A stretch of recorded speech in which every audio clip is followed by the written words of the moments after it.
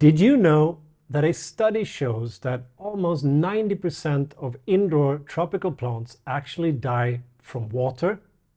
Well, they die from overwatering. It's like this. You see a plant that is droopy, it's hanging, it's thirsty, it's almost dying. So what do? Well, you run over, you give it some water, and then you think, it's really droopy, it's really dry, I'll give it some more.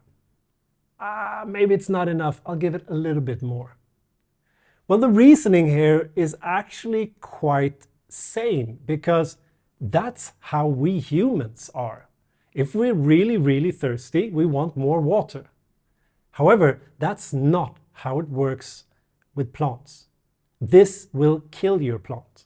So first of all, to prevent this, never ever give it more water than you usually do. Even if it's really, really thirsty, start by watering it as you usually do. But there are other ways that we can prevent this. Number one, always use drainage holes for your plants. Drainage holes means that you have an inner pot like this and that you have holes in the bottom. Because if you should water it a little bit too much, then you'll see that in the outer pot you probably have, like this. But always make sure that you lift and see so that there is no water in the outer pot. If there is any water in here, make sure to get rid of that and then put your plant back again. Because then you will never, ever overwater. The second thing you can do is to always water your plant on a schedule.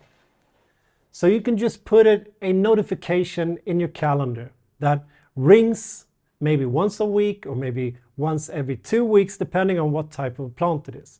But always make sure that when you eventually water your plant, that you feel on top of the soil, and you can actually feel down at least an inch or 2.5 centimeters down into the soil. If it's moist, then you wait and you water later on.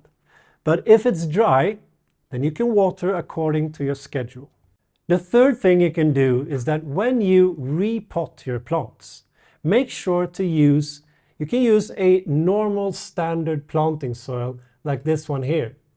The problem with this is that it actually retains too much water.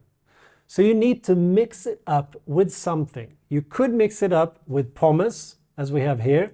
You could mix it up with perlite, or you can mix it up with leca pebbles like this. That will actually help to not retain so much water. It will help with the drainage. So hopefully this can help you to not kill your plants.